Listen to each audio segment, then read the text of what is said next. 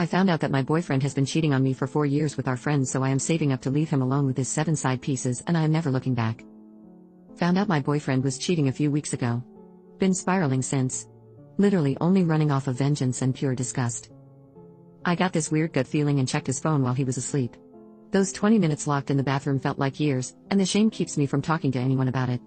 I moved across the country to be with him, so I'm all alone. No friends or family here. He woke me up the next morning with kisses and breakfast and has been doing so a lot lately. Probably the guilt. He even bought me flowers for the first time ever. After me hinting at wanting them for years. He thought my quiet crying was out of happiness. He even brought up buying a house for us, something with enough space for potential future children. I'm still going through the motions. Making his breakfast and protein shake every day, packing his lunch, making sure dinner is almost ready when he comes home from the gym. What makes me the angriest is that I really, genuinely thought he wouldn't do something like this. He watched his father cheat on his mother and father children out of their marriage, all while she struggled with infertility her entire life. My partner isn't her biological son, and never had her own. She dedicated her life to the two of them and passed away of ovarian cancer shortly before we met. Sometimes I think about whether she regretted staying with her husband or not. We have a small shrine in her honor, and something makes me look at and expect guidance. I love the man she raised and hate the one her husband did. But they're both him, and he's a grown-ass man more than capable of self-control, so I decided to walk away. Next week my car will be picked up and shipped back home, and I got first-class tickets for me and my dog on his dime. He'll come back home from work and everything I brought will be gone, along with me. The only thing I think I might regret is not somehow being able to see his reaction when he walks through the door and realizes what's going, lol. Update 1. Almost every day my boyfriend sends me money for lunch, gas, something. I thought he was just really kind. Turns out he was cheating, and giving me dollar made him feel less guilty, as though he didn't beg me to move across the country with him where I know no one. Once I found out, I wanted to immediately confront him but was scared of the outcome since the apartment was only in his name, and again, I know no one here. Now I just save every dime of what he sends to be able to pay for the $3,000 moving fees to go back home without hurting my own pocket too much. Breaking my heart, destroying my ability to trust, and scaring me off from men I can handle, but messing with my finances? Nah. Never. The transport company is coming next Wednesday to take my car, and my plane tickets for me and my dog have been bought. Gonna keep up my happy act in the usual cooking of dinner and scrubbing his back and poof on Wednesday like I never knew him. It's the only form of revenge I could do that wouldn't haunt me. Good riddance. Update 2. I'll be single again pretty soon, and I'm looking forward to it, but also not. Like, yay. I finally can cook when/how I want to and don't have to split chores and can do everything on my own my way. But that's the only good part.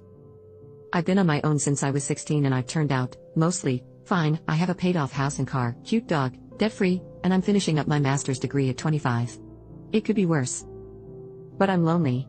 I'm not on speaking terms with my family and had a huge fallout with my lifelong friends a couple years ago. I haven't tried making friends since BC. Part of me hopes one day I can find a way to fix that friendship. Plus I'm moving around so much that making friends is pointless. I'm not good at long-distance anything. I never prided myself on romantic relationships. Sure, they're cool, but a loving group of women was always where I found the most peace and understanding, and that's what I want the most. I guess I'm just going through things right now, and I really wish I had people I trust to talk to. Friend breakups hurt the most.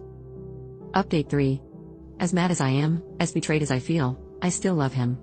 All I really want is to wake up tomorrow and this all be a nightmare. I don't enjoy this slice of reality. That the person I love the most has looked me in my eye and lied to me for who knows how long. And every time I do it, I'm left wondering how many times he did it. How many times did he wine, dine, and screw other women and come home to me? How many times have I been the stupid girlfriend who trusted her boyfriend blindly? How many times have I been some woman's laughingstock? Did he do it to us back to back? Did his friends know? Did they look me in my eye and really not say anything? Did he love them? How many times did he tell me he loved me and meant it? When did he stop meaning it? Did he ever even mean it the first time? I'm not a master manipulator. Unlike him. I'm just composed because I've never had any other choice. Emotions got you beat or worse when it came to my parents, and I'm more than aware I have a load of trauma to unpack, but I can't. Not in the self-pity, woe is me, it's too hard, but no. I probably just can't. Therapists here are wildly westernized, and once I start with a short list they'll probably just charge me double. Maybe triple. And the last time I tried he kept trying to convince me I enjoyed my own assault. Maybe I got cheated on because I'm emotionally inept. My intimacy levels are quite limited.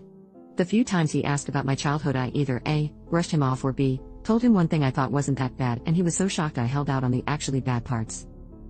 And that's where the hate comes in. He knows what it's like to grow up feeling unwanted. He knows what it's like to lose your parents young. He knows what it's like to feel like your entire life has been horrible event after horrible event. But he still did this to me and I don't get how he could. I could never cheat on anyone, let alone someone who shared such personal things with me. I haven't so much as made eye contact with another man since we met. Other people were just other people and we were us. I don't know. I just don't see being able to date again.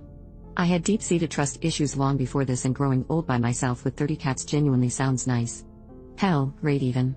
At least I won't always be wondering when the betrayal will come.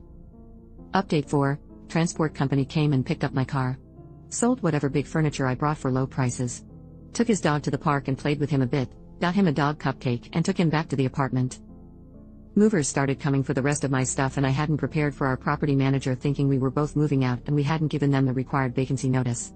She came to talk to me right as my Uber was coming and I told her what was going. Unfortunately they had already called him BC, only his name on the lease. He's called and texted me a few times but I haven't replied. His workday won't be over for a couple of more hours. I left my apartment keys, and anything he's ever bought for me that I hadn't sold already. Didn't feel like taking that stuff with me.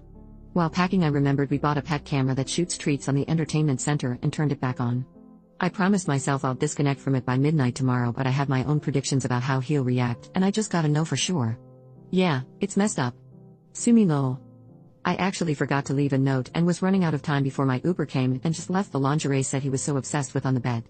He'll figure it out eventually. Or not. I'm at the airport now with my dog and just waiting on my flight. I wish I could say that I feel free but I don't. Just tired. Thank you all for the well wishes and thank you more to all of the other women who reached out with similar stories.